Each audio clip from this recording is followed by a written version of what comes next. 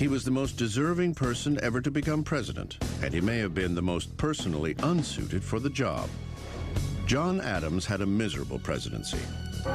It began on a gloomy March day in Philadelphia, 1797, at his inauguration.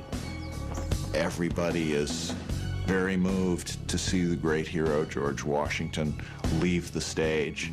And John Adams writes that Washington gave him a look as if to say, well, I'm leaving, now you're coming in, see if you enjoy the job. Number 2, John Adams, Federalist, 1797 to 1801. 61 years old, from Massachusetts. If you think about following George Washington, how does one follow a person who is the American Cincinnatus? Oh my God, can you imagine how poor John Adams must have felt upon succeeding to the presidency, to follow this man. He was Harvard educated, yet insecure, enormously ambitious, yet oddly humble. Adams is a wonderful character. I mean, you've got to love him. He's erratic.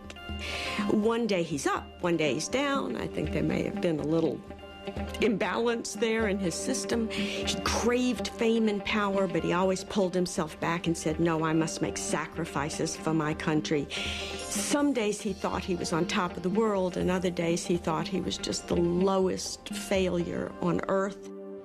John Adams is a figure who was in many ways racked with self-doubt, at the same time enormously ambitious. Adams's personality was not suited to the presidency. John Adams certainly had the political pedigree to be president. He was a signer of the Declaration, a member of the Continental Congress, minister to France and England, and America's first vice president. And yet, as a leader of men, John Adams' management style was problematic at best.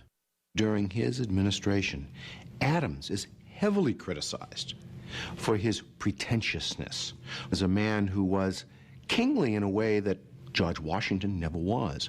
He was a very, very opinionated man, and he was sure that he was right and did not accept counsel as well as other presidents have.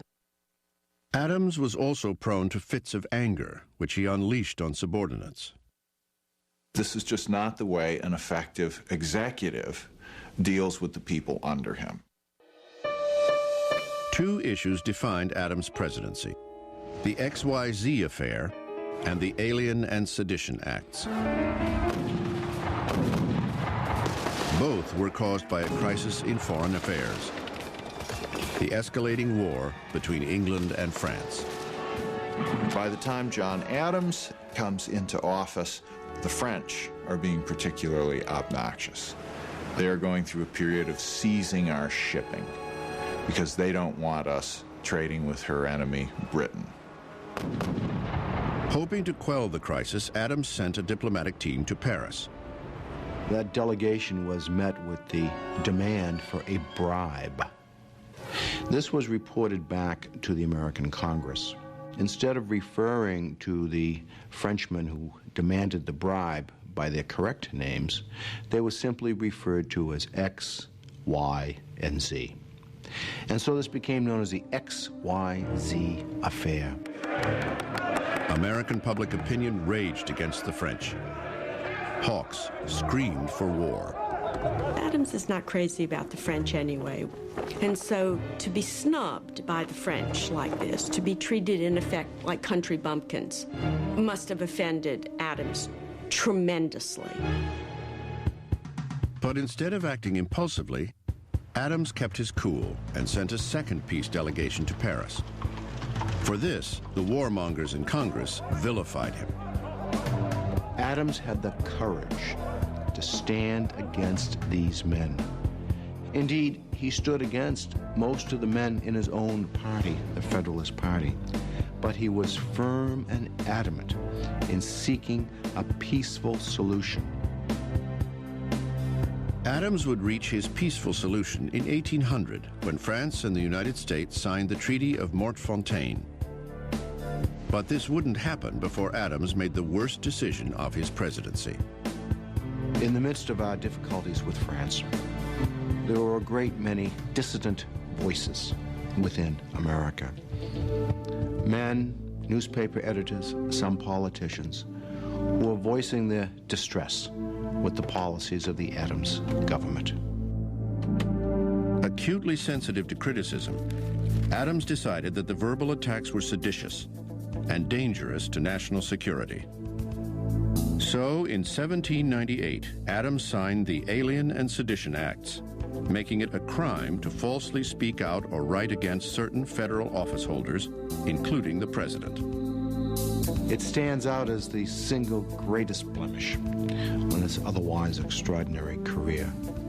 It fed into this image of Adams as the aristocrat, as Adams having this tinge of royalty, of arrogance. And the Alien Sedition Acts simply underscored what his enemies were already saying about this man. Sadly, Adams' support of the Alien and Sedition Acts overshadowed the treaty with France. But the importance of his diplomacy cannot be forgotten. It was a monumental achievement and one of those great turning points. For had we not made peace with France, had Adams succumbed to the pressure to go to war, the history of America would have been very, very different. Significantly, the threat of war with France was the impetus for the one legacy of Adams' presidency. John Adams is the father of the American Navy. It was Adams that understood that if America was to defend her shores, that it was necessary to have a Navy. By creating the Department of the Navy, Adams became the first U.S. president to add a secretary to his cabinet. But even the U.S. Navy could not save John Adams from himself. He had alienated many members of Congress and men of his own party.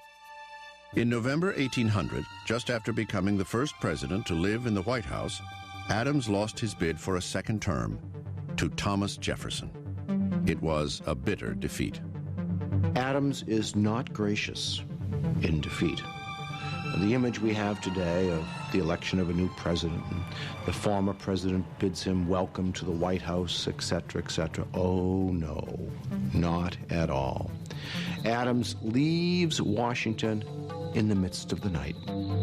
When he left office, he was certainly the most unhappy man in the country because he believed he left office disgraced and unappreciated. During his own life, John Adams' presidency was regarded as the low point of his remarkable political career. It would take nearly 200 years for historians to reassess his contribution to the office. Two presidents signed the Declaration of Independence, John Adams and Thomas Jefferson. Both died on July 4th, 1826, the 50th anniversary of the signing. The election of 1800 set two precedents in American history. It was the first election in which the press played a big role. And for the first time in presidential politics, power was peacefully shifting from one political party to another. In this highly contentious election, the founding party of the nation, the Federalists, had been defeated, and the popular leader of a new political party was moving into the White House. Number 3, Thomas Jefferson, Democratic Republican, 1801 to 1809, 58 years old, from Virginia. Thomas Jefferson was the first president inaugurated in Washington. On the day of his inauguration, Thomas Jefferson walks to the unfinished Capitol to deliver his inaugural address. In one of the most important statements ever made by a president in any inaugural address, he tells the assembled group, "We are all Federalists. We are all Republicans." But Jefferson did not intend to follow the Federalist model for the presidency. Jefferson believes that his election was virtually a second revolution. He thought the government was going down a very bad path under the Federalists. He thought he'd saved it. Jefferson believed the Federalists had put too much power in the central government. He vowed to reverse that. Well, it's the old adage, of course, a Jeffersonian adage, that government is best which governs least, except when you're elected to office. He was a remarkably casual man who sometimes greeted guests in his slippers. He was also eccentric and secretive. Such was the self-styled character of Thomas Jefferson. Jefferson viewed himself and presented himself as a man of the people. And somewhat ironic, again, because here is Mr. Jefferson, who lives in perhaps the most elegant home in all of America, Monticello. He's hardly a man of the people. But on the other hand, he has this ability to connect and to make this pretense, to make this image of this Democrat with a small d. To help spin this image, Jefferson adopted a casual tone for protocol and official behavior at the president's mansion.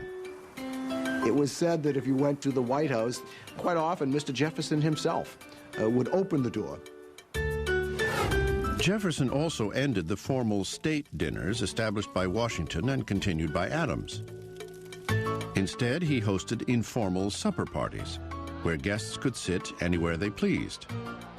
Even at the same time that Jefferson is symbolically downgrading the office, he is using it very effectively, and he calls the tune. President Jefferson was a quiet but effective manager who preferred working in the privacy of his office than in the public eye.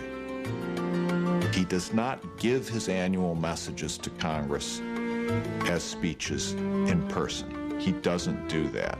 He sends them written messages instead. He did not like to give public addresses. He was not a good public speaker.